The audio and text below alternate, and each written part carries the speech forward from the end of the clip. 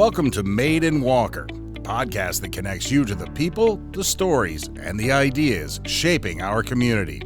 From local innovators to everyday change makers, we're diving deep into what makes Walker a great place to live, work, and grow. Here's your host, Nicole DiDonato. Thank you for joining us in the Made in Walker podcast. I'm Nicole DiDonato, the communications manager here for the city of Walker. And so much is going on in the city.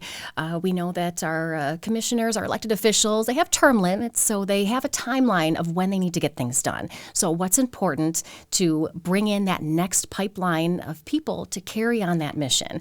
Well, I'm here with City of Walker Mayor Gary Carey Jr., and he has a solution for that with a program that you've kind of reinstated at the City of Walker, right? Sure. No, thank you. Glad to be here again. And one of our newest introductions here, an attempt to start to plan for our future succession planning, and it's really critical. And I want to give our hats out to our city commission. It is something that we're very attuned to, and it's not just we're in there to serve for a term or two, and then we're walking out the door. I mean, we really do care about what we're building, and we want to make sure it's left in good hands. I've mentioned before, I think even on this podcast, of not having people come in with hidden agendas and really disrupt the progress that the city's made and the quality of life that we enjoy in Walker.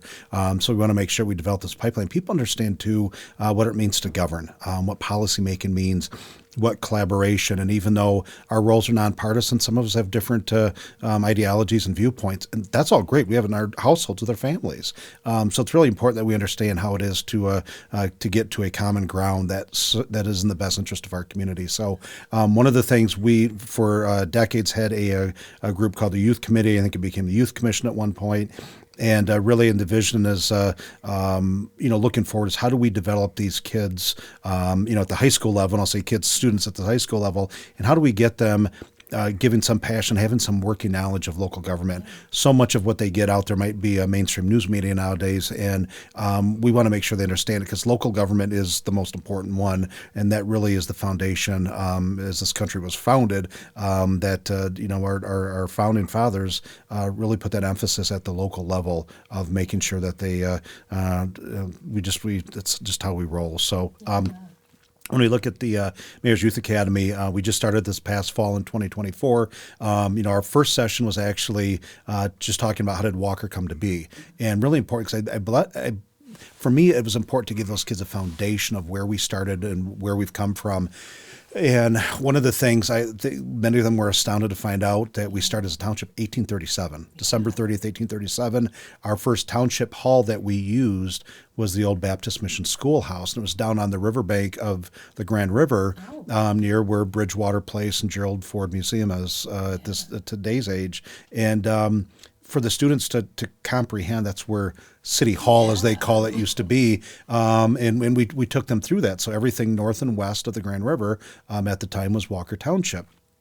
So we talked about how that changed over the years, and we talked about the term of annexation, and cities go through that, and quite frankly, the working relationship between the city of Grand Rapids and the city of Walker today are just incredible. And one of the things I've taken from Mayor Bliss, in addition to being a tremendous mentor for me over the years that we've served in our respective cities together, was the importance of building that pipeline for the future of at the youth level, and as they get into young adults and into adults, that they learn a lot of the fundamental needs that we have to have as elected officials, and to how set good policy and good governance. So in talking with these students, explaining to them annexation took place when the village of Kent, which became the city of Grand Rapids, started to annex land over the years and going back into the 1800s. So in showing them a slide, in Alpine, what is now Avistar Park, used to be the old General Motors plant. And I said that was the flashpoint of how we became a city. We were a township up to that point, explaining to them the difference, nuances between townships and cities, and how that works. And understanding that cities can't annex land. They can annex land from townships, but they won't from other cities, can't from other cities, and explaining that to them and showing them that plan and explaining to them what a tax base and tax revenue means. So walking through all that so they have a better understanding. I already heard from one of the parents of one of the students in the Youth Academy about I learned things I had absolutely no idea on, and I'm third generation in the city.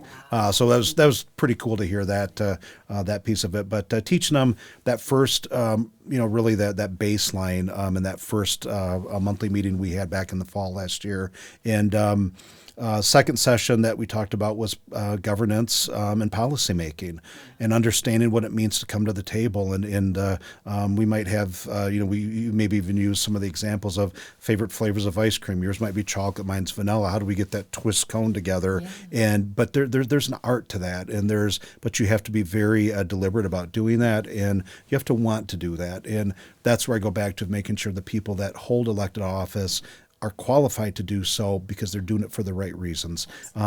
You're not getting rich doing this, definitely not the local level. You're not getting rich doing this, you're doing this because you love doing this. And so kind of instilling that, and we're having an impact already on you wouldn't think on young adults as these teenagers, they're getting it. And it's really cool. And, the last session we did before we broke for the holidays was our police department. It's our biggest budget within the city because we've identified public safety as being the most important thing within our community. And next in the curriculum is the fire department night that we'll do.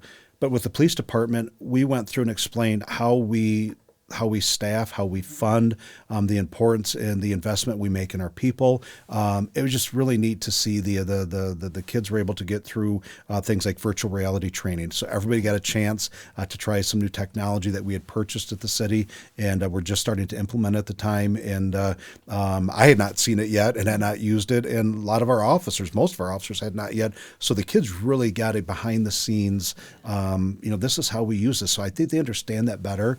And then we showed how that we use our drone system.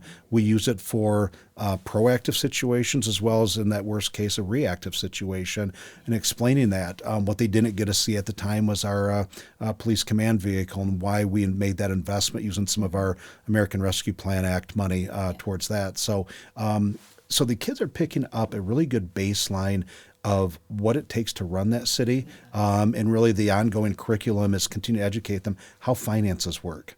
You can't borrow your way to prosperity. Explaining how we have to make sure that budgets are balanced, and you can't get up to your neck in debt. You can't run credit cards up because it's a bad thing as a municipality. So there's upcoming sessions we're going to get into public infrastructure, water and sewer types of discussions. So they're going to get some behind-the-scenes tours of things that people normally don't get to do. And then what we've taken this is because it's been such a success so far. And I'll go back to Mayor Bliss at Grand Rapids. She's done a great job of getting those young adults, that next generation of leaders. So we're going to do that same thing here, starting up in late winter, and applications will be coming out for that soon. And we want to go through an application process and making sure that people are doing this because they're actually interested in serving. They want to learn more, whether or not they ever actually decide to serve. But if that I think is another discussion, but at bare minimum, can we get them to join a committee? Sure, and find out what that's like? Not everybody's going to run for elected office. Mm-hmm. Not everybody has the time, and not everybody maybe has the stomach sometimes for doing it. I'm just excited about building that pipeline for the future, and building because really you can look at some of our committees that we have right now within the city. And what are some of those committees for folks? You have things, planning, and the Planning Commission and Zoning Board of Appeals are great foundational resources. When you look at a lot of our city commission, past and present, foundationally, many have served on one or both of those at some point in time. I happen to come up on the historical commission. I'm just that local history nerd. And one of the things that really for us is important is to make sure that you work with other people in a group setting, and you have the ability to understand, you set policy, what good and bad looks like, and what the impact of the decisions you make now of something that you might pass might not have an impact for years down the road. And it's understanding that, and we use the term, playing chess, not checkers. We want to make sure they understand as we're playing a game of chess here that we're making strategic moves for years and maybe decades, in the future here. And I think that's something that people don't really think about is that, these are going to affect generations to come. Absolutely. When you think of some of the projects even that we have going on through the city, and one of the, when we talked about policy and government making, when that session, it's been a few months since we did that, but when we did that session, we showed one of the developments that we're we're actively looking at right now that's hot in the pipeline, that'll be coming to fruition here pretty quickly. And we went through the twists and turns that this proposed development's taken place. And to that point, you can use another metaphor there. Once you squeeze that toothpaste out of the tube, you can't get it back in. Yeah. You start breaking ground and building buildings on it. It's not like you knock them down and you put cornfields back where they were. So we have to get it right the first time.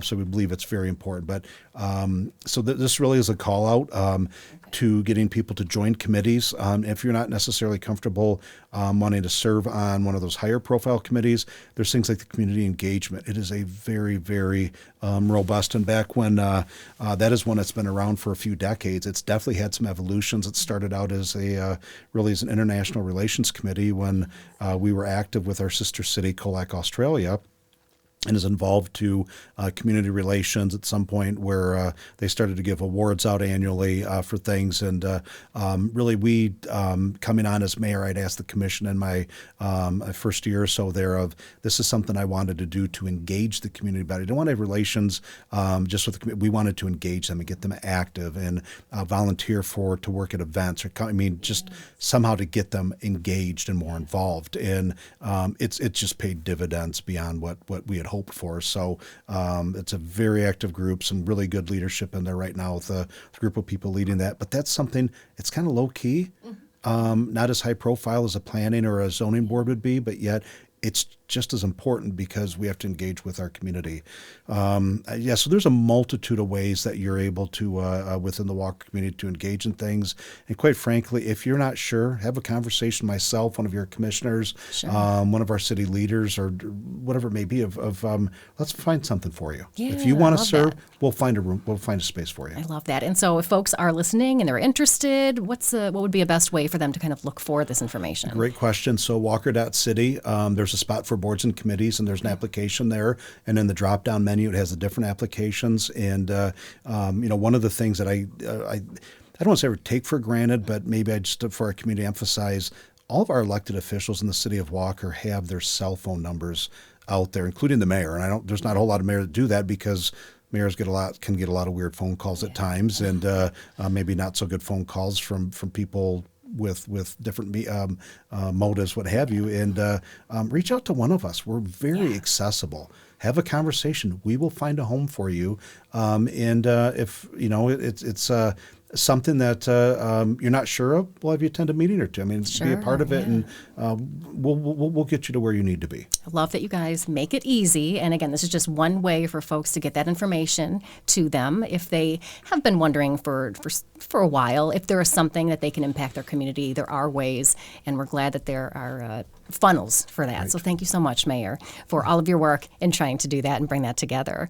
And we hope that, again, maybe something sparked in your mind that you do want to help and step up and work with the city of Walker. We have a place for you.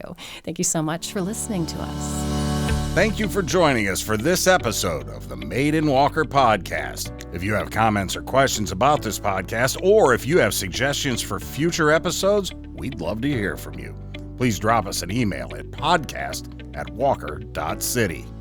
Made in Walker is the official podcast of the city of Walker, Michigan. You can find Made in Walker wherever you get your podcasts.